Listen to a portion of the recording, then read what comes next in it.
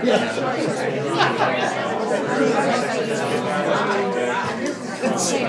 ended up working until he was 65 as well. Well, I'll be 77.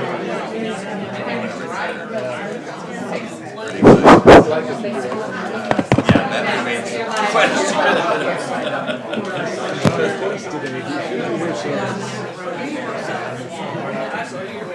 Yeah, oh yeah, right. Yeah, exactly. Okay. Good evening. It is Tuesday, March 14th. It is 6 p.m. and welcome all to the regular meeting of the Millwood City Council. We will have our call to order, which was that, and our attendance. Christina, would you take attendance this evening? Mayor Freeman. Present? Councilmember Beacey. Here. Councilmember Van Hees. Here. Councilmember Sander. Here. Councilmember Stravens. Present. Councilmember Culler. Well, it was odd. We saw Councilmember Culler earlier this evening. Hope he arrives, but for the record, please show that we have 4 council members in attendance, so we have a quorum. And at this time, we'll do the Pledge of Allegiance.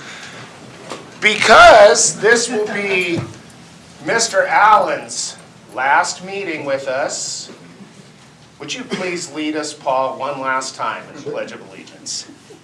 I pledge Allegiance to the flag of the United States of America and to the republic for which it stands, one nation, under God, indivisible, with liberty and justice for all. Thank you all.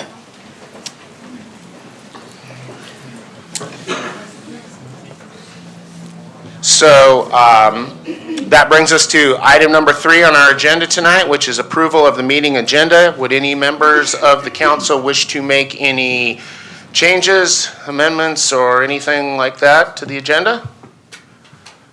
Not see, oh, Mr. Sander. I'd like to point out, I think, a typo on our minutes for January 14th, We're not there yet. but that's the consent agenda, isn't it? No, this is the agenda itself. Gotcha. So, anybody want to make changes to this?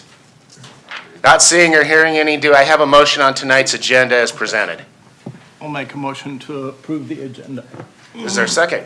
A second. Moved and seconded, any discussion? Seeing or hearing none, all in favor? Aye.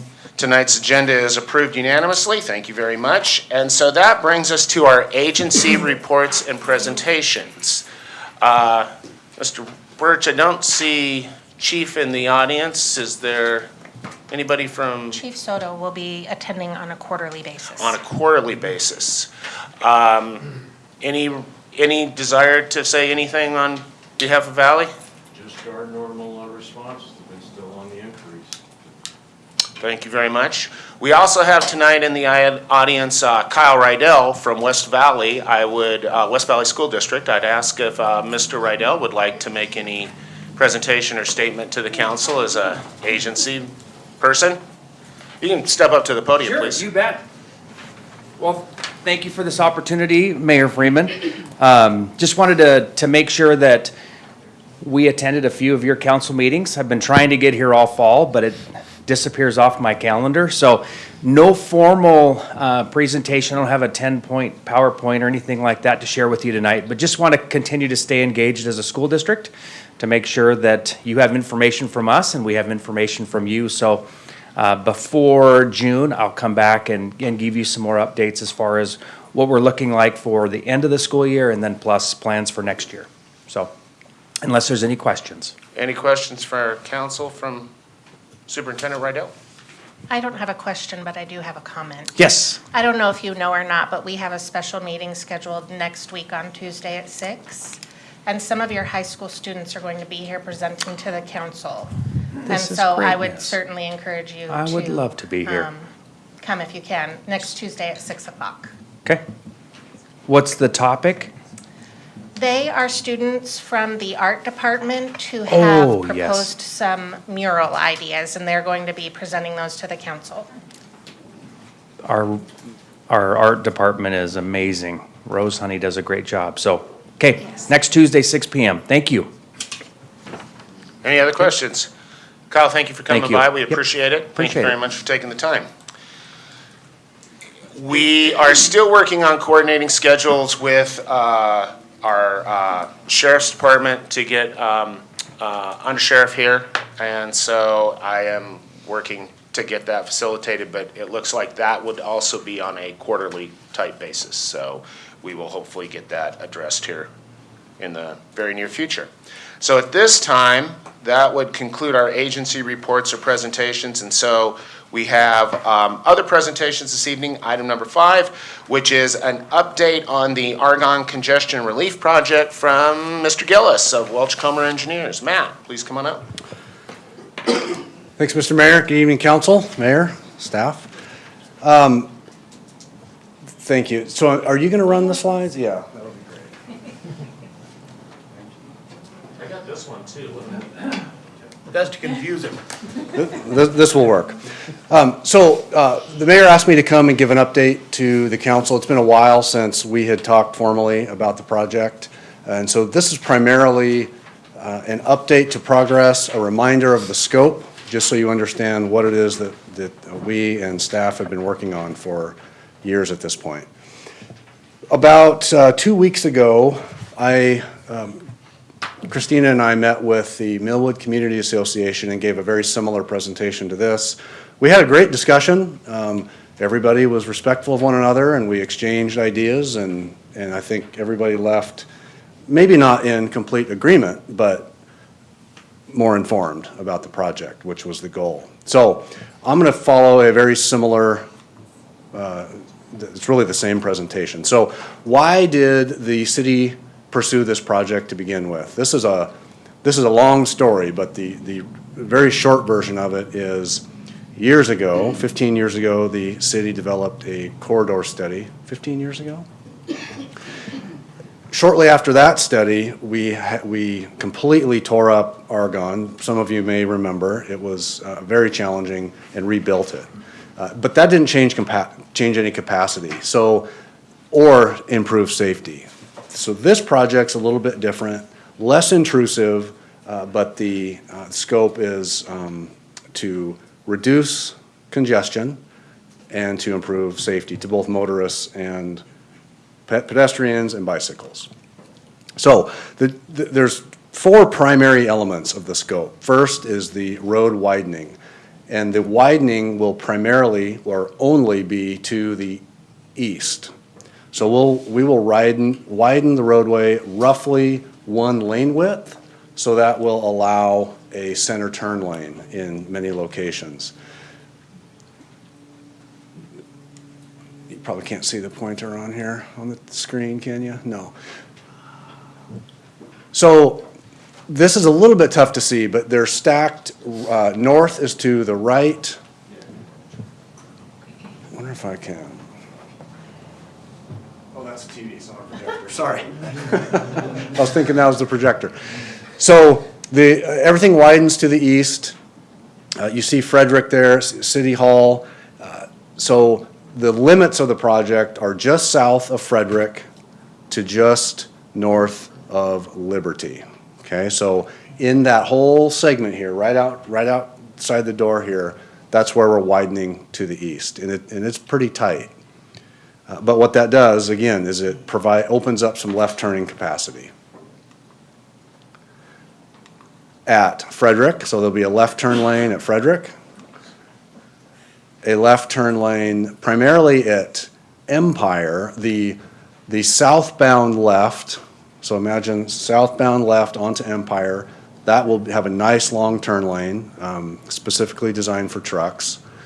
The northbound left will be prohibited because of the stopping on the railroad. It's a safety element that we had to make a change there. There'll be a left turn lane at Dalton and one at Liberty. The turn lanes at Empire southbound and on Liberty, the northbound left, those are protected. They'll be protected by a traffic signal. Speaking of signal improvements, the intersection here at Empire, Euclid, and Argonne, that'll be completely redone and modified. Geometrically, it was a challenge because any changes that we made obviously need to accommodate big trucks because it's a high truck intersection. And so we were able to widen some corners and make things a little bit more passable for the trucks. So rest assured, there isn't any constriction of IEP's truck movement there. There'll also be a new traffic signal at Liberty, brand new. The railroad crossing is also a traffic signal of sorts. All new equipment there. Through a lot of coordination and meetings and more meetings with the railroad, we were able to get through it, but we have a design in place. Let me back up just a little bit. The design will include, instead of the gates being on the outside, there'll be a center gate that controls traffic from the middle. And there'll be a concrete median island right there in the middle, and there will be a protected pedestrian crossing just south of the railroad. So, you know we have the new path. So the new path runs east-west through town. There will not be a pedestrian crossing of the railroad on the east side of the tracks. Okay? There were some technical challenges that we just could not get the railroad to, we couldn't come to terms with that crossing. So all pedestrian traffic will cross the tracks where they do now, which is on the west side. In addition to the widening of the road on the east side, there will be sidewalk right out here, brand new sidewalk here, and then through the IEP area till the end of the project, there will be a wider asphalt shared use path, 10 feet wide for multi-use. And the intent is for connectivity into the interurban trail. Any questions so far? Okay. I mentioned the railroad crossing. So as part of this project, there was some property acquisition required. In other words, right-of-way acquisition to make it work. All of that was required on the east side because that was the direction that we were widening. There were 5 parcels that we needed to acquire from. We're done with 4 of them. 1 is pending. We have, and that's the IEP parcel. We've talked at length from all the technical elements. Those are addressed, and now is it fair to say, in litigation? Yes, sir. Can I provide a little update?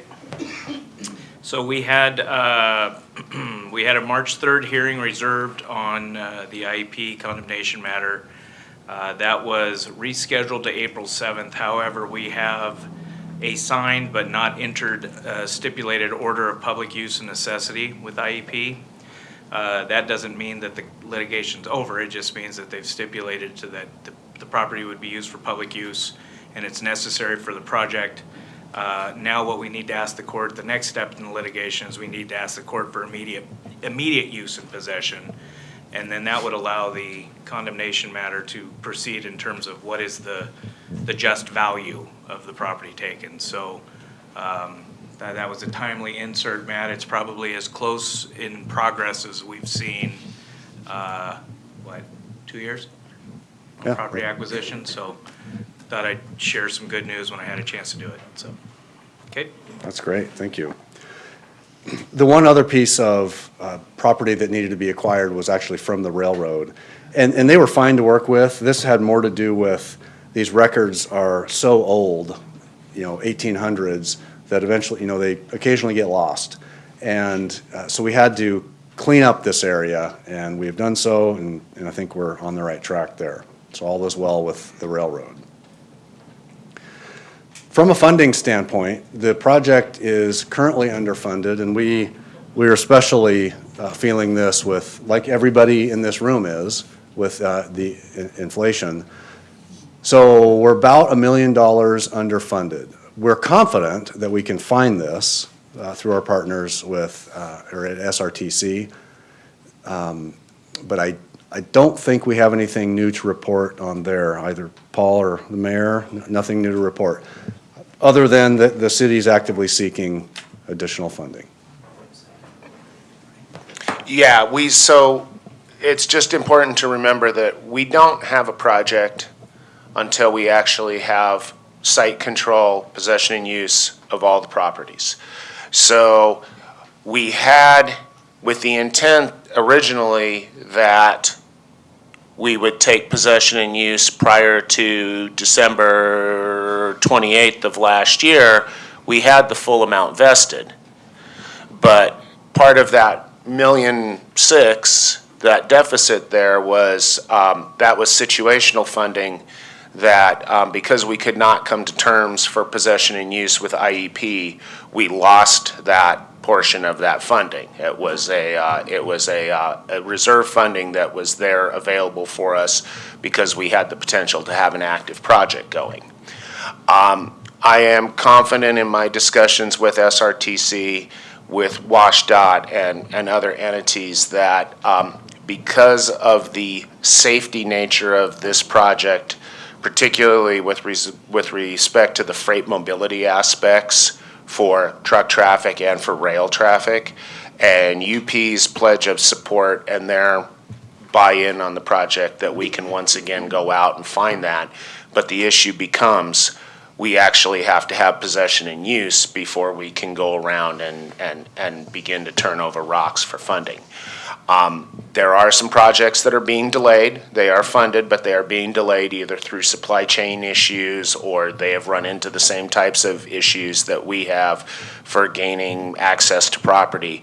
Because those funds would be committed during a budget expenditure cycle, entities or agencies would look, transportation would look for other projects that would have funding deficits so they can commit those funds to those. So there are plenty of opportunities to look for funds that are underused during the cycle. But we just need to get to a point where we can actually get back in the game and say, we have a project ready to go, we've got this deficit, what's out there? Thank you.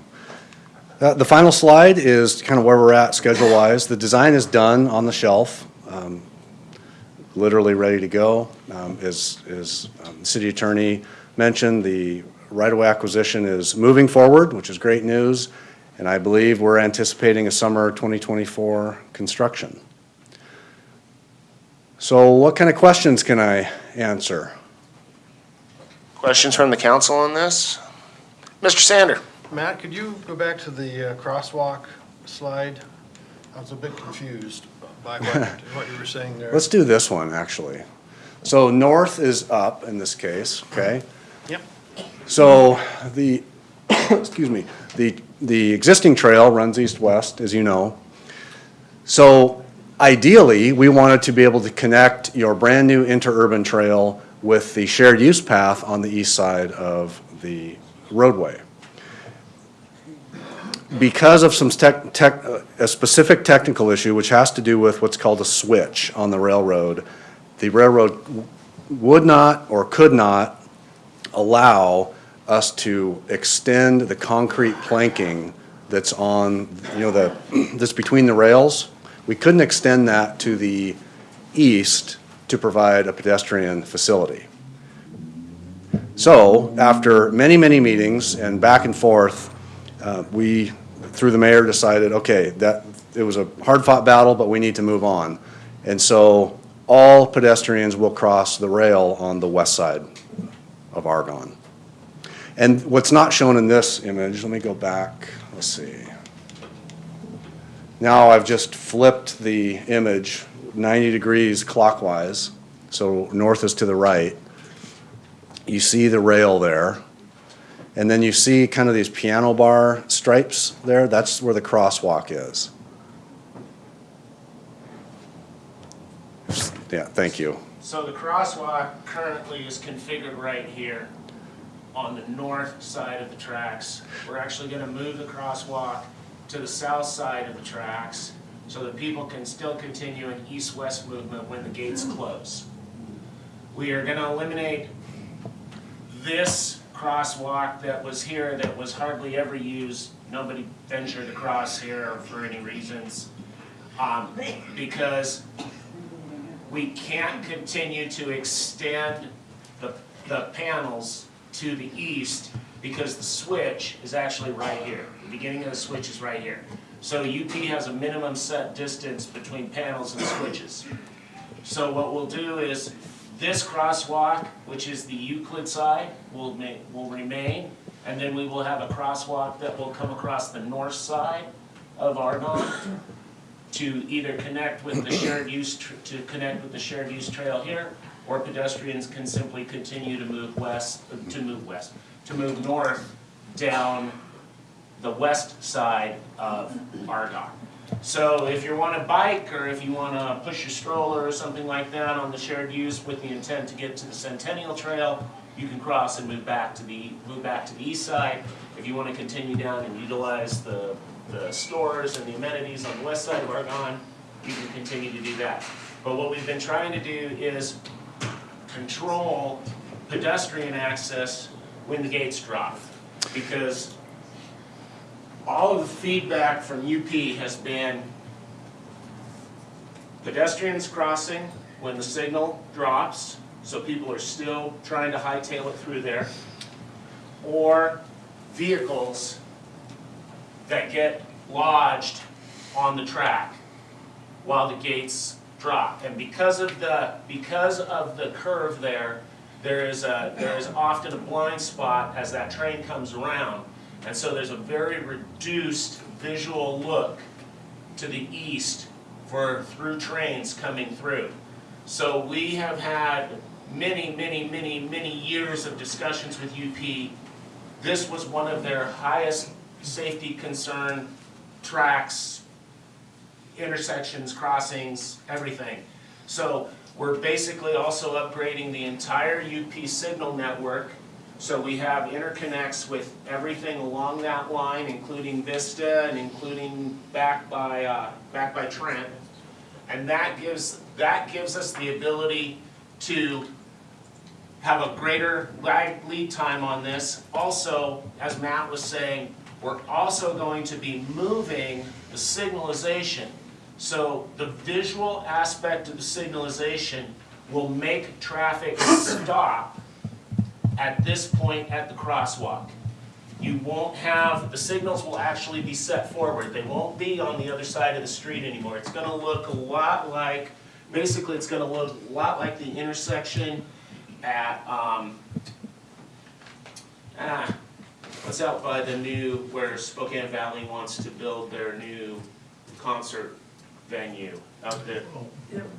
Marabou, out at Marabou. As you come through Marabou, when you go to get on Indiana, that signal is actually set on the north side of those tracks. That is the intent here, so traffic does not continue to proceed, because we always you get good folks that stop on the stop line, and then everybody just decides they're gonna roll right up on top of that. And with those, we have right now, the longest train we have on there is 1.9 miles in length, and that is the potash train.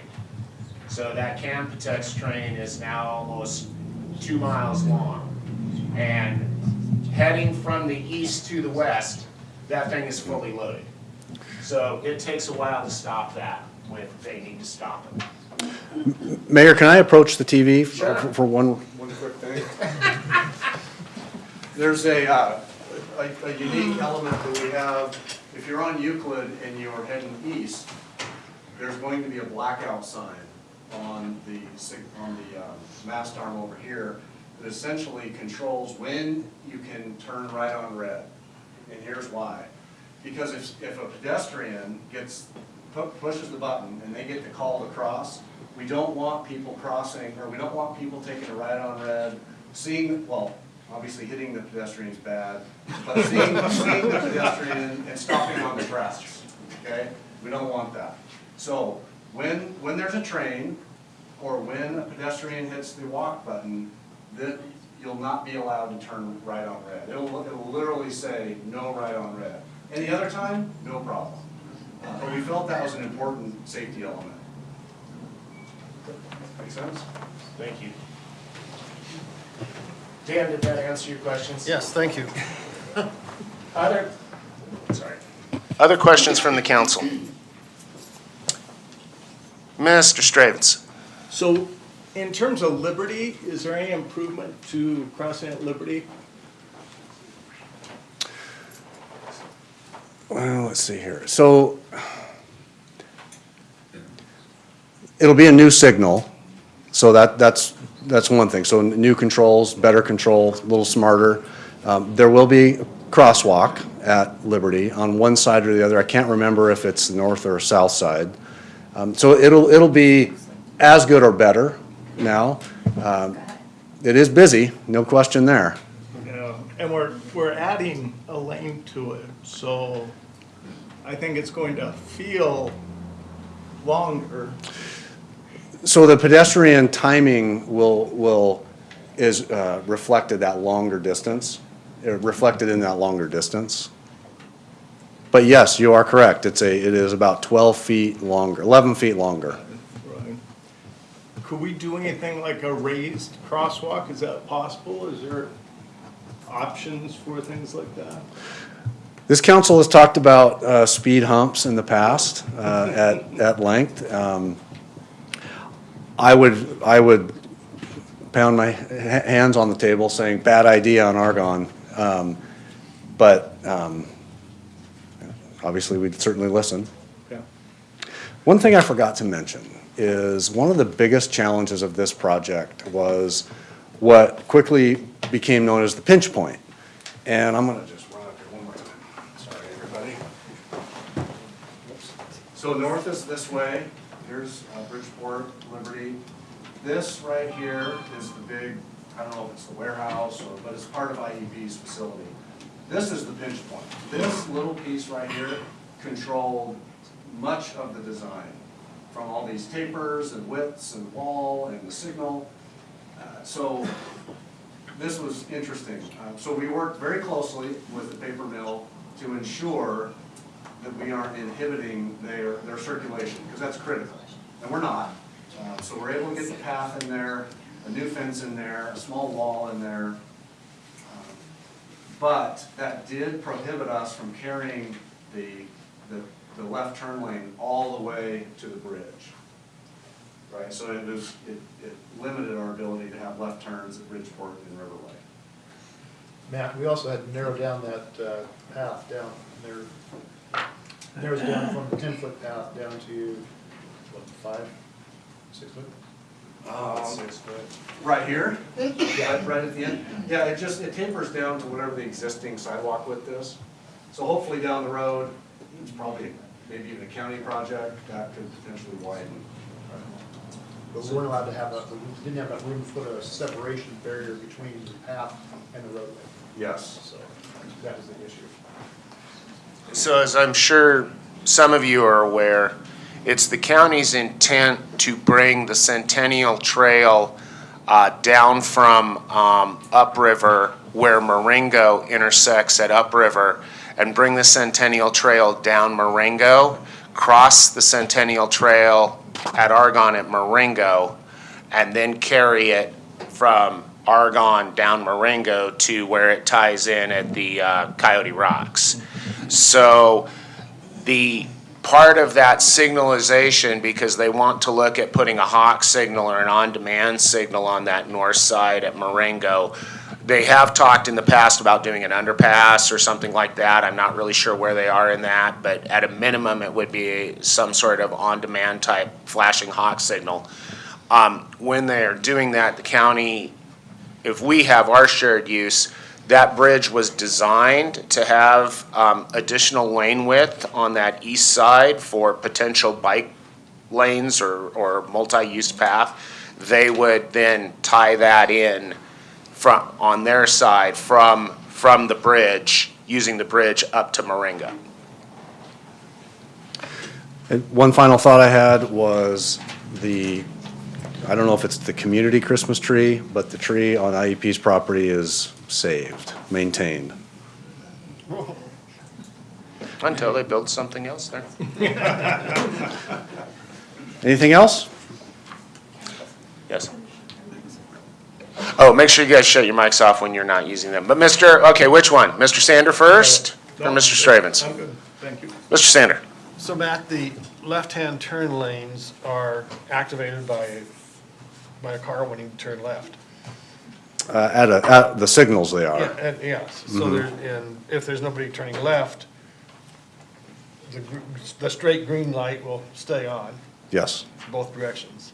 yes. And then, the sensor in the pavement will say somebody is in that lane. Are there other ways to control those lights besides a line in the street? Yeah, the four primary ways are radar, which is a new fancy way of doing it, or there's magnetic loops that you'll see. There's little, like hockey pucks that detect the vehicle, and then there's cameras.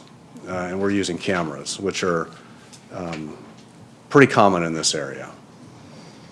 So But- if somebody's in that lane, the camera will detect that. Yes. And that'll tell the signal to turn. Yes, but most of the time, the primary movement clearly is north-south. And so the left turn will be red until somebody needs it. Any other questions? Excellent. No other questions? Thank you very much for the update. Brian, thank you for the update on where we stand with IEP. So Matt, thank you. See you later, if you want to go. So at this point, that brings us, we have no other presentations this evening. That brings us to item number 6, which is our public comments received. For some folks that are new in the audience, these are comments that are related directly to any items that we have on the agenda for this evening as part of our action items. So you may submit comments for what would be considered for the council on tonight's agenda up to 24 hours prior to this meeting, so the council can consider them either by mail, by email, or directly to City Hall. So I will ask our clerk and public records custodian, have we received any comments by mail, email, or directly? No, we have not. All right, so we have no public comments this evening. Do we need an executive session this evening? I think we took care of that. So that brings us to item number 8 this evening, which is our action items. Our first action item for the council tonight is our consent agenda, which consists of the Millwood Park update proposal, the draft council minutes for the February 14th meeting, the February 2023 claims, the February 2023 payroll, and the February 2023 treasurer's report. Would anybody like to take any of those items individually? Yes, I'd like to take the city council minutes for 214 individually. Individually. Is that agreeable to the rest of the council? Second it. All in favor? Aye. All right, so we will consider that separately at the end. So right now, do I have a motion on the consent agenda as amended, excluding the council minutes? I make a motion to approve the consent agenda as amended. Is there a second? I'll second. Moved and seconded. Any discussion? Seeing or hearing none, all in favor? Aye. Any opposed? None opposed. The amended consent agenda is approved, and so now we will consider the draft council minutes. Do I have comments or corrections to the council minutes as presented? Mr. Sander? Yes, I think on my council minutes that presented, it says, the title is City Council Special Meeting Minutes of February 14th. And that should be, it was our regular scheduled meeting on the 14th. So we will call that a Scribner's error, and we will make sure that that is corrected and posted as part of the final packet, or the final minutes, and we will correct that going forward, so we will amend that. So we appreciate that. So, in light of Mr. Sanders' observation, do I have a motion to accept the regular council minutes for February 14th? 14th as amended. I so move. Is there a second? Second. Moved and seconded. Any discussion? Seeing or hearing none, all in favor? Aye. Any opposed? With none opposed, the amended council minutes for the regular meeting on February 14th are approved. Thank you very much. So that brings us to item number 8B, Resolution 2023-02, water and sewer charges. These are Scrivener's errors. Is this Christina? No, Brian? Brian, you want me to do it? Debbie? It's not who's on first. Oh, come on. Okay, so our treasurer will address these Scrivener's errors. Debbie, please. So I was actually searching for something else when I fell into this, and in the resolution under, I don't have it here, but under where the rates show, it had, under residential, it said per connection, and it should say per dwelling unit.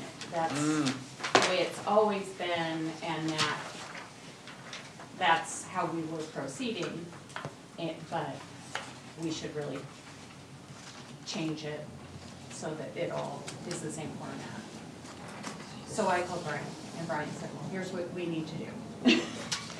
So the amendments are to Exhibit A, Yes. correct? The Yes. residential base rate. There's no substantive change to the city's practices. It's just fixing the language of the resolution to what has always been done. So, and I think as you can understand, dwelling unit and connection are not necessarily the same thing when you have a multifamily unit. And then Welsh also amended the study and sent that addendum along with the motion gotten in your packet that shows what the intent was. Awesome, excellent. So do we have any questions for Debbie on this or for Brian? So at this time, do I have a motion, or what is the council's pleasure with respect to Resolution 2023-02? I actually do have a question. Oh, please. So back when we were approving these originally, there was some discussion around the size of the connection, and then, so this isn't in response to that? No. Okay, I just wanted to Yeah, double this check. only applies to residential, Okay. and that applies to commercial. Okay, thank you. Commercial and heritage. Yes. Thank you. Any other questions? So looking for direction from the council.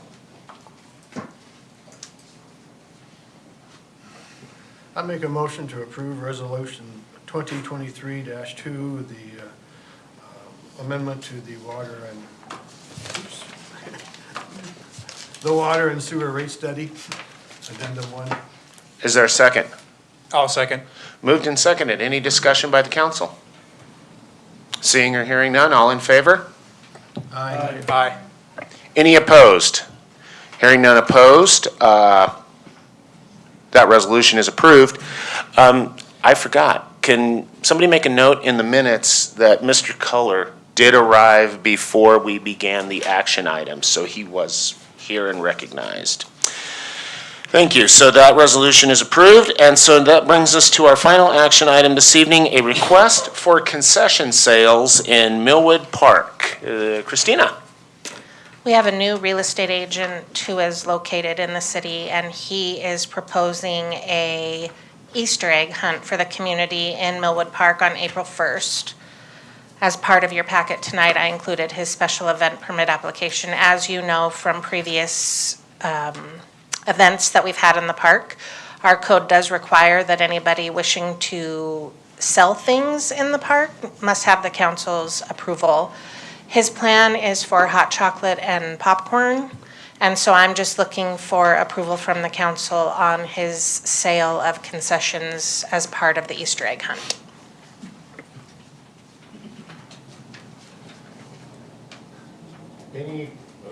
Any questions for Christina about the event or the permit itself? So would be looking for the council's either approval or denial of this special event permit. I approve, or I move to approve concession sales in Millwood Park, April 1st for the Easter egg hunt. Is there a second? I'll second. Moved and seconded. Any discussion? Seeing or hearing none, all in favor? Aye. Are there any opposed? Hearing none opposed, the concession sales for the special event are approved unanimously. Thank you very much. So that closes our action items for this evening, and that brings us to our reports. There are no action as part of our reports, so we will begin with a Public Works report from Mr. Shui. I don't have too many things to talk about. I have one interesting thing that's going to be going on. I was in conversation with a company on the west side that does horizontal concrete cutting, and they specialize in sidewalk trip hazards. And so they actually were out there today in the Dalton area, kind of giving us an estimate of what it would look like to start getting rid of some of those trip hazards caused by the trees and stuff, just a more of an immediate solution, since we can't afford to like do a whole bunch of repaving, reconcreting. So probably hopefully get an email back from them shortly on kind of what those prices look like and stuff. And the other thing was, obviously we put off our bizarre spring leaf pickup because of, I don't know, 6 more inches of snow when we were supposed to be doing it. So we're just now, I think, at the point where hopefully we're done with winter and we're gonna start stripping the trucks down and, yes, preparing for second leaf pickup. So that'll be the 3rd through the 7th of April. And we're not pushing it off anymore. It is what it is. That's all I got. Any questions for Kyle on this? Excellent, thank you very much. Our utilities report from Mr. Erdahl. Matt. All our water samples came back good this month. We had some more freeze-ups with the cold temperatures. Our heater in the booster station actually went out during the coldest part of the month. So we had to put some propane heaters in there until we got a new one. And that one's been in there for over 30 years, so we got that replaced. And up and running again. And sewer, everything's flowing and looking good. That's it. Any questions for Matt? Thank you, Matt. So that brings us to our treasurer's report. Ms. Mackin. Deb. Do you need me to talk into a microphone, or can you take it from me? No, I hear it. I need you. What do you do?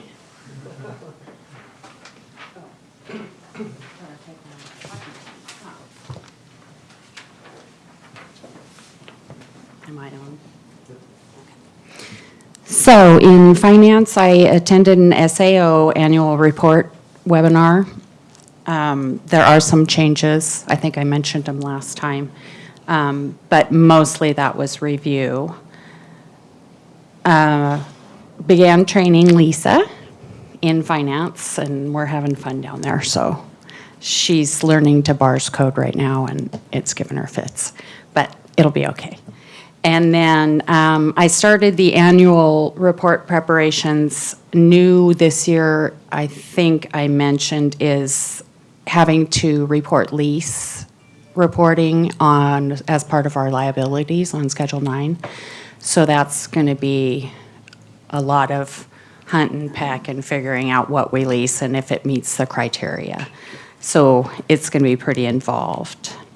HR, nothing to report this month. And under risk management, WCIA sent out a survey this last month on cybersecurity insurance. Up until, well, I shouldn't say that. This year may be the last year that they offer it as at no cost to us. So in the future, we will probably have to pay for it. It's still in kind of no word yet on what the coverages would be or how much they would cost, but it's in the works. So, and that's all I have this month. Questions for Debbie? Excellent, thank you very much. Thank you, Debbie. So that brings us to our clerk, planning, and code enforcement reports from Ms. Jansen. Christina. From the clerk's office, I just want to remind you once again of next week's special meeting. That would be on Tuesday night at 6. We will have dinner at 5 o'clock. Just to give you an idea of what will be taking place, we will be getting a update on the park plan from our park consultant. We will have another similar presentation on the Argonne project for anyone who wasn't here tonight. As you heard me mention at the beginning of the meeting, some West Valley students will be here to present some mural options that they've developed. I think you'll be really impressed with those. And then you will also be hearing from the Planning Commission, Historic Preservation Commission, and possibly the Tree Board. The Tree Board will be here. So those boards will be presenting to you what they've been working on, what they've accomplished, and what they're going to be working on, so you know what's going on with your appointeds. One thing, I just want to jump in. Please be here for dinner, because since we will have everybody here, we're going to ask Brian to do a little OPMA training update. So while we have everyone in one place, we can check it all off real quick. So while everybody is eating, Brian will talk about OPMA things. I'll bring prizes, so we're engaged. Oh, boy. Dinner and a show, I love it. Sorry, Christina. That's okay. From the planning office, I have a few things going on. North 40 has formally submitted their permit application to the city of Spokane Valley for their expansion.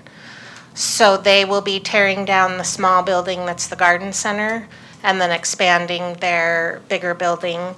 That is currently in review. This is the first permit that the city of Spokane Valley has processed for us through this new interlocal agreement, and I can already tell you by the number of emails that I'm getting through their permitting system that this change that we've made, I think, is going to be very beneficial. We have way more input in the permit process than we did before. I continue to work on the application for the manufactured home park. I anticipate that a decision will be issued not next week, but the week after. Following that, there will be a 14-day comment period, and at the same time, a 14-day appeal period. So just, again, to remind you all that this likely will be something that comes before you, and to refrain from any discussions on the project. I have two folks down on South River Way who want to install docks, which is a new thing I haven't done before. So I am working with Ecology and Fish and Wildlife to learn how that process goes. That's quite an education. And then from code enforcement, I've started to see my typical spring uptick in code enforcement complaints. So I am just working on those. That's really all I have from a report standpoint. You all received an email from me earlier today, just to really invite you and encourage you to attend Paul's retirement party next Wednesday from 2 to 5 at the Masonic Temple. So we have some fun things planned, some fun stuff to look at, and it should be fun. So come and help us send Paul off. Any questions for Christina on any of her items?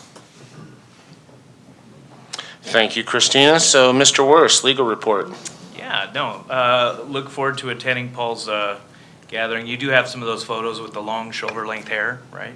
Yeah, okay. Nothing to report. Did report on the IEP matter, and that was kind of late breaking news. Again, just emphasizing, the order's not been entered by the court yet, but it is signed by both parties. So I guess in football terms, we're at the goal line, at least on that. So, and again, just reminding the council that to the extent a matter comes before you, if you're advised ahead of time as a matter that would come before you potentially for appeal, discussions on a matter that would come to you are not only inappropriate outside of the setting, but also in the context of a council meeting. I have to think that there are people in attendance that want to address you this evening on that point. But it's, people have an opportunity for public expression. That's not the time for question and answers while we have a hearing matter under decision by the city. So that's all. Any questions, I'm happy to answer. Any questions for Brian? All right, so that brings us to 9F, Mayor's Report. I was on vacation for 2 weeks, so did not do much as the mayor this time around, but now I'm back and there are items to attend to, things like that. First things will be hopefully having some news regarding IEP and then beginning to work forward on that. The biggest thing I would remind folks is the special meeting next week, please make every intention to be present during that meeting. We're going to have everybody there. It's a good time to hear reports from everyone. Good time to know what Planning Commission's doing, Tree Board, Historic Preservation, and gives them an opportunity to interface with you. So I would ask everyone show up for that. Thank you. Any questions for me on anything? Excellent. So you have item 10 before you, which is the council information, no action or discussion, which is the January Sheriff's Report, which was included in your packet. And so now that brings us to item number 11, which is our public remarks. This is an opportunity for citizens to address the council, either in person or by submitting their remarks to the city. We ask that in-person speakers limit themselves to 2 minutes and follow the citizen participation guidance, which is be respectful, be courteous, all those sorts of good things. And so I will ask right now, did we receive any written remarks today? We received one email. It wasn't so much remarks as it was some questions, but I did provide that to you at your seat this evening. And so you should have this in front of you. So right now we have 1, 2, 3, 4, 5, 6 individuals signed up for public remarks. And so I will go through and call them out. The first person is Todd Beesey. Mr. Beesey.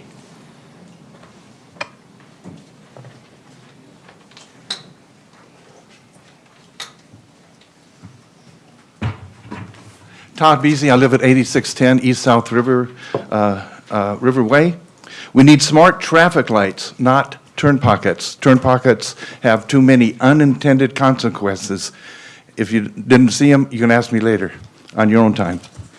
Someone mentioned speed bumps aren't good for Argonne. There is a speed bump. It's put in by the railroad track. It works. When people learned it was there, they slowed down, and there were a lot less loose trailers. Someone said the project 15 years ago did not contribute to public safety. As a member of residents, it's on Argonne all the time, it contributed to public safety. Someone said that the crosswalks that are going to be limited, people don't use them. I use it, I see other people using those crosswalks that are being proposed to be eliminated. Since I'm in a real hurry, and I had a lot to say, keep going. Turn pockets in Millwood are an over-engineered addition to this area and are not needed. Use of smart traffic lights is the sensible solution to have people turn left on Argonne. Thank you very much. Thank you, Mr. Beesey. Any remaining time, I offer to the next person. So that would be Bobby Beesey. Ms. Beesey.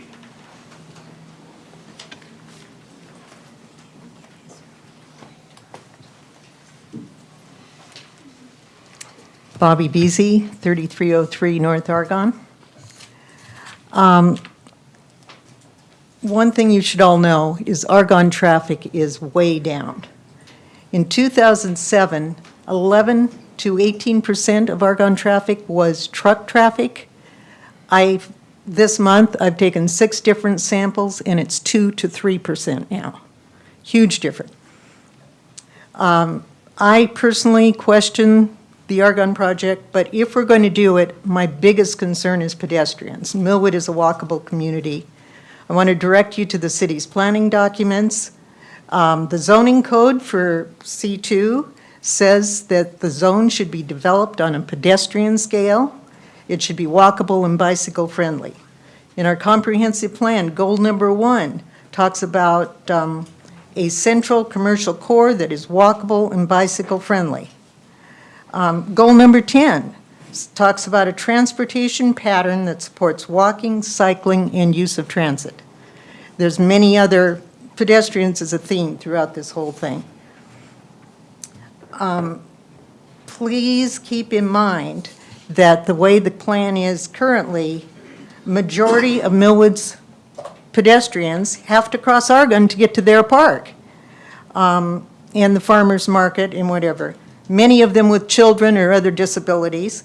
A significant number, those on the northeast, will have to cross Argonne twice under the new plan. We have to make the crosswalks safe if we're going to do this. The 2007 corridor study suggested pattern pigmented crosswalks. There must be other ideas out there to make them safer. If this project goes ahead, I implore that you insist that your engineers come up with better, safer ways to get across Argonne than what they currently have in our plan. Thank you, Ms. Beasy. So that brings us to Alan Heidemann. Mr. Heidemann. I'm Alan Heidemann. I live up on Argonne by Davis. I'd like to speak about the manufactured trailer park. Okay, I'm just going to tell a little story first. Okay, my wife and I moved here approximately 35 years ago. I met a feller across the street that was on the council at the time. He recommended living here because of the open space. Nice things about Millwood. He took his advice, and me and my wife come back and bought it the next day. Okay, pretty soon a sewer line comes along. It's all good stuff. My basement flooded right after the asphalt got put on. Nobody seemed to care, so here we are. About 1998, I called downtown to here in Millwood and said I was tired of the smell of sewer. They did come and take care of it with a Vector truck, and they do that quite often since then. Must cost a lot of money. Things have changed again. In 2001, approximately, I went to buy a permit to build a shop, 1,500 square feet, and they said no, you can only do it 1,000. Well, after being mad for a few days, worked out because I had a little extra money left. 2008, my wife and I decided we wanted to own part of our property. Did some paperwork, and we own one of our lots. A few years later, I talked about building a shop on that lot. It doesn't have an address. That's a problem. And after that, there's a whole bunch more permits issues. I don't need water and sewer for a shop, but that's the way they told me. Okay, then that leads us up to the present time here. A few days back in February, early February, I heard about this. I knew there was something happened there, but built some nice houses there. It had been not my business. Now it becomes a mobile home trailer park. Well, I just learned about it, so I don't have a lot of stuff on my mind. But I'll skip because I guess I'm out of time here. The sewer is built a little strange in my 30 years of building sewers. It's kind of upside down, little at the bottom, big at the top. The big fills up with sewer gases. Hydrogen sulfide is a nasty one. It kills in 1,000 parts per million. Okay, there are 6, 8 others besides methane. There's 6, 8 other gases that come out of there. Okay. It starts down where it dumps into the interceptor line at 15 inch. by my house, it's 21, a little farther up is 24. Few people dumping upstream, that pipe isn't full up there. So when it does have a good flow, it gets down to the smaller pipe, it may back up a little, fill things up a bit. When it goes down, all that stuff, that nasty stuff in there, is on the manholes inside the top of the pipe, just hanging out, drying out. Turning toxic is what that's happening. So, you know, I don't want all these people here, all the garbage. The marijuana shops have caused garbage in our neighborhood. Now we have somebody playing music on Friday nights. Last summer, it was disgusting music. There's probably not one person in here that enjoyed one word of most of that music. You know, I don't know what else to say, but it seems to me a lot of us have been left out, and it's pretty disappointing that few people can leave so many people out through time. Fine print's awful little. I'm getting old, it's hard to see with glasses on also. Thank you for letting me run over a couple minutes. It's a heartfelt situation with us people up the block there. Thank you very much. I forgot one thing else. My house was built in 1926, and I hate for it to be tore down because someone wants to build a trailer park there.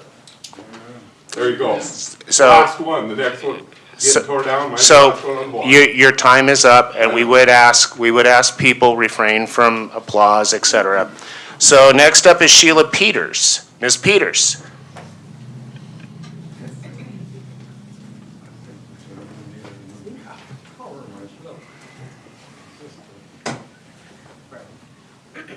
Good evening. My name is Sheila Peters, and I live at 10303 East Empire Way and Avenue. And I originally had come to talk about the trailer mobile home project, but it doesn't seem like this is the time for me to do that, so I'm not going to do that. I do want to say this. I really am glad that I came. I thought this was going to be what it was about, but it wasn't, and that's okay. We'll have our time. I'm glad I came to this meeting because I found it to be very informative. I really enjoyed hearing about, I feel educated a little bit more about traffic flow. We're really concerned about that on Empire and how so many people are feeding down to hit Argonne, of course, to go to their respective jobs and schools and whatnot. But anyhow, that gave me some more information that I can now go back to my many letters, petitions, and emails and amend a little bit of that, or else voice a few more concerns. So I guess that's really all I have to say for this evening. I'm happy to get the chance to introduce myself to you. So, and hopefully I'll be back to more of these meetings. I know I will. So thank you very much. Thank you. That brings us to Brian Votava. Mr. Votava. I didn't know that list was for speaking. Well, there I you thought go, it was Brian. just attendance. Hello, everybody. I'm just a local little citizen of Millwood, just sitting there down Dale Road. Thanks, first time I've been here for a while. Good to see you, Kevin. Good to see all the members here. And that's it. That's all I had. Brian, thank you for your comments. And so that brings us, Mr. Rydell, you are on here, but you gave your comments earlier. So, as always, we have the folks that have signed in, but as a courtesy, we ask if there is anybody else who might like to comment. Can I get a show of hands if there's any? We have 1, 2, 3. So let's take these in order. We'll take this gentleman here. If you would mind coming to the podium and just giving your name. You don't have to give an address or anything, but just so we know who you are for the record. My name's Lester Peters. I live at 10303 East Empire. I just wanted to clarify something that the earlier gentleman talked about when the development here on Argonne. He talked about a left turning lane. Is that a left turning lane to allow traffic to proceed east on Empire? Yes, it is. Well, everybody who's going north of Millwood, essentially, who's coming from east of Pines, turns down Pines. That's now cement. That funnels into Empire and goes 40, 50, 60, whatever miles an hour they want to go, all the way until they hit Argonne. Sometimes ignoring the stop sign at Fowler. And the traffic has gotten to the point where you have to wait sometimes 2 or 3 minutes to get out of your driveway. There is absolutely no, I've lived on Empire for 75 years almost. I've been there since 1949. You can't, it used to, I don't know if any of you were here when Millwood had their own policemen. They had a police that served Millwood. They had a court here in this building. I know I had to come to the court one time as a teenager. All I want to say is we have absolutely no patrolling on Empire. Now, sure, we have this, Millwood has an agreement with the city of the valley, but you never see anybody. I've seen one person in the last year who's actually stopped looking for speeders. One. If they come down Empire, they just drive down Empire. You got a speed zone thing there, right about 300 feet east of Fowler. So they stop at Fowler. Well, sure. I've tried to see how fast I could get going before I saw that radar there. I got up to 25. I don't know if you monitor that speed, if it's monitored and tells you how fast people are actually going on that road, but it's terrible. I think everybody who lives on Empire can testify to that. People go down that road with no police force at all. They're all coming from the north. Why not? You bypass all of the traffic on Trent. You come down Argonne. Who wants to do that? You just get on Empire and go straight down here to Empire and Euclid. The left turn left turn lane they're proposing, going to make it even worse. Thank you. Thank you very much. So, the gentleman in the back there first.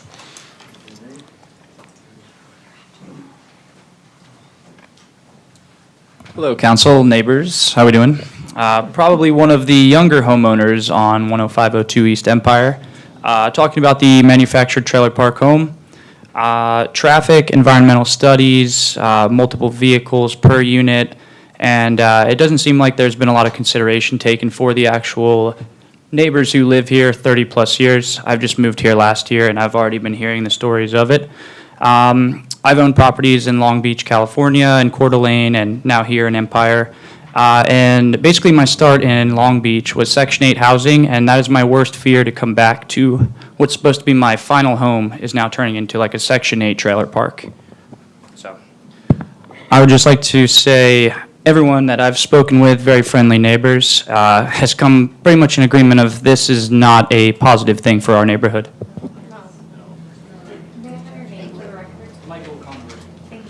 And the last gentleman down there. That'd be me.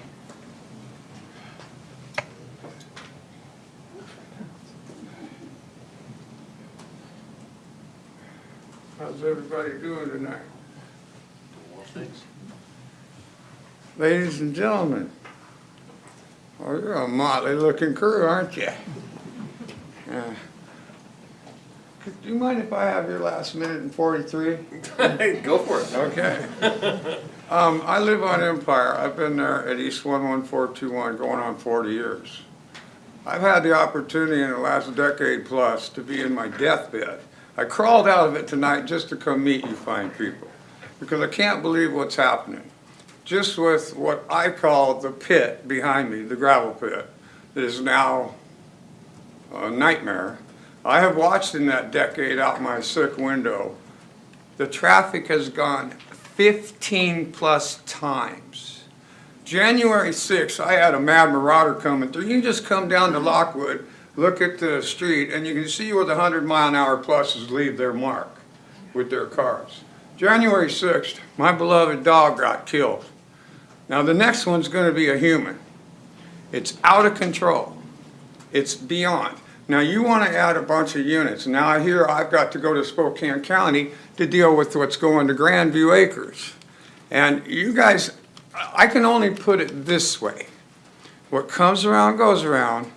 And if somebody came to you, your neighborhood, and said, on your north, south, east, or west, we're gonna dump 24 units. We're gonna add a boatload of traffic. And everybody knows about the sewer, the water, and all the other muckery. And to get it for just a little bit of revenue, come on. Is Millwood broke? Are we that hard up? What's going on here? But as just general Americans who see a beautiful neighborhood with one stretch of road, just one straight road, you just can't keep dumping it. It won't work. And the other thing is, when I heard the gentleman talking about the sewer, that was a wonderful nightmare. And to think of the pit behind me having to pump all theirs up. And then if you add your numbers to your mobile home, which they don't appreciate, they immediately depreciate in value. If you take 25 things and you say you have this many people in the home, this many automobiles, just on my hand out of 25, you got 5 baby rapers, wife beaters, and whatever else. Traffic out of control. The people living around get to do lights all day and night. The music? Are you kidding me?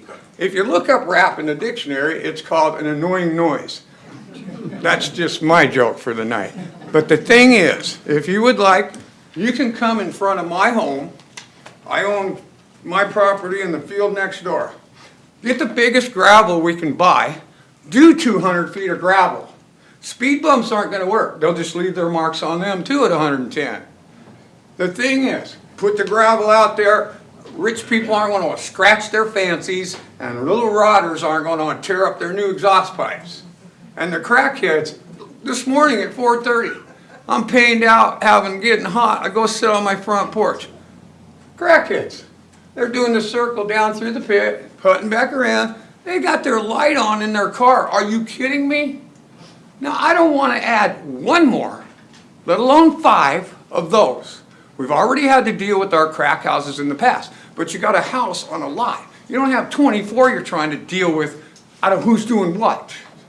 And it's overload. And all I can remind you folks is, what if it was your backyard and you got to pile all that perversion possibly right next to your children playing in your backyard? But the fact is, let's get just the basics simple. I don't know your numbers. I don't know all your garbage right now. But we are one straight road. It can't handle it anymore. And if we're that hard up for revenue, I heard about you wanting to sell in the parks, add another something to sell. Do something, sell some pies. But please, please stop destroying our neighborhood. It is destruction. A trailer park in any neighborhood is just a matter of time. And I am wasted from this. I'm so happy to be here. I'm so excited I just can't hide it. Me and Def been hanging out so close that it's really fun to be here. But not for this. This is out of control, people. And I'm telling you, I'll remind you once more. Right next door to you, how about 63 units? We'll just pile them on top, then you don't have to worry about them being this way. Thank you very much for your time. I know we're not supposed to clap, but come on. I know I'm out of order. Thank you. I'm out of order. So, any last comments? Fine. Please. Debbie Byer, live on the corner of Woodruff and Empire. We moved here 6 years ago.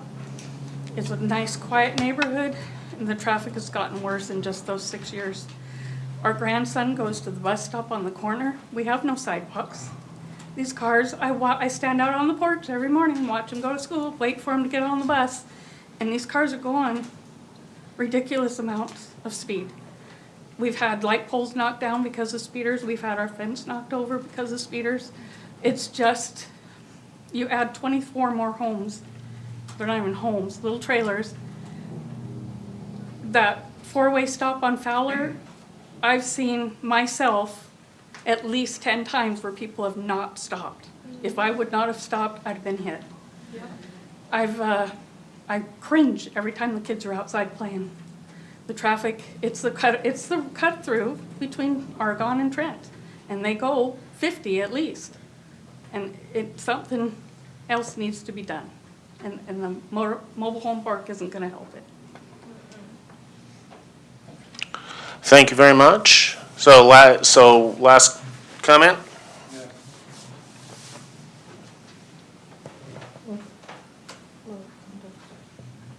Well, my name's Steve Seifert.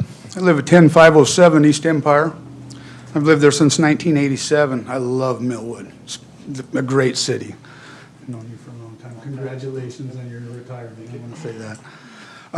I just want to say I'm just down the road from this trailer park that's proposed to, and we're all totally against it. It's just going to be a mess. You've heard that enough times. And I know this isn't the meeting for that. But again, on the speed problem with Empire, right where we're at, I'm like the last one right on Butler. I own those last two houses. And they've got the speedometer, the digital speed thing that sits in front of Scott's house. 2 weeks ago, I was on my way home from dropping my brother-in-law off. This was at about 8:30 at night. And I had just come around the corner of Pines. And mind you, I'm the guy that got hit on the motorcycle last year on Trent that just about got killed and lost my leg. I'm that guy. So anyway, I come around Pines, I'm coming down Empire, and behind me quite a ways back, I see the headlights. And I really watched the mirror a lot, especially after that wreck. So anyway, I'm watching the mirror, and he's getting closer, and he's getting closer. I'm about halfway back to my house, and I can see this guy is coming. He is smoking. I pull clear over to the side of the road. I put my head against the seat because I think he's going to hit me. He went by me at no less than 80 miles an hour. When I got home to my house, I walked in and they said, "That wasn't you come flying by here, was it?" I go, "No, that guy passed me." I couldn't believe it. It scared the hell out of me. But again, just the traffic problem on Millwood, on Empire is terrible. And that speedometer, or that speed limit sign, I think they purposely try to beat their number each time they go by it. Exactly. I'm not kidding you. I think that thing doesn't work right. It's working against what you want it to do. But thank you very much for listening to me. Thank you very much. So I will now close the public remarks period for tonight and want to thank everyone for taking time out of their day and coming down and participating with us here. Thank you all. It's good to see folks concerned and get the opportunity to voice their opinions, so thank you all. And so with the public remarks being closed, I will move on to council remarks. We'll start with Mr. Stravens this evening. No comments. Mr. Sander. Well, I thank you, everybody, for coming tonight. It was nice to see a full house here, so thank you. And I know we've talked about speed on Empire before, but it hasn't gone away. The second thought is, I know we're going to, celebrate Paul here in a couple of weeks, but I'd like to have it shown in our minutes that, thank you, Paul, for all your years and all your efforts and all the progress that Public Works has made over the years. Thank you very much, Dan. And we're having cake? We did get a little something to celebrate Paul after this meeting tonight, so stick around. No. Of course, that would come from the corner. So, Mr. Van Hees. Nothing.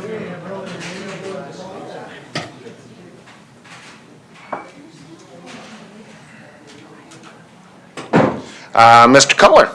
I'll echo Dan's comments. Thanks, Paul, for all the years, and see you at your retirement party.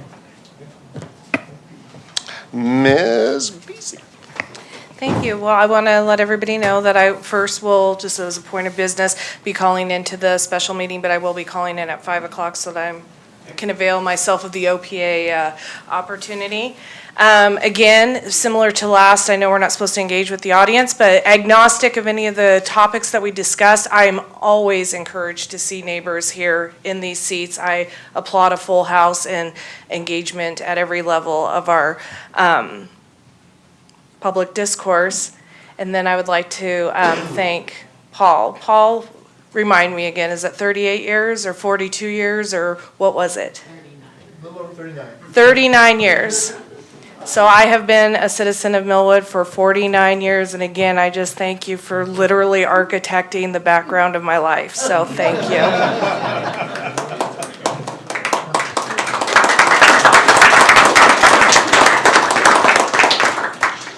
So I think through all this, we've covered most of our announcements. We have our special meeting next week. We have Paul's retirement coming up. We have an Easter egg hunt in the park. And is there anybody at the table that wishes to make any other announcements on behalf of the city? No, just on your agendas for tonight's meeting, it does say the special meeting will be starting at 6. Let's make that 5 for the OPMA. So we'll see you next Tuesday at 5. So with that, we will set the next meetings, our special meeting for March 21st, 2023 at 5 p.m., beginning at 5 p.m. And then our next regular meeting of the City Council will be April the 11th at 6 p.m. With that, do I see a motion for adjournment? Move to adjourn. Second. Moved and seconded. Any discussion? Seeing none, all in favor? Aye. This meeting is adjourned.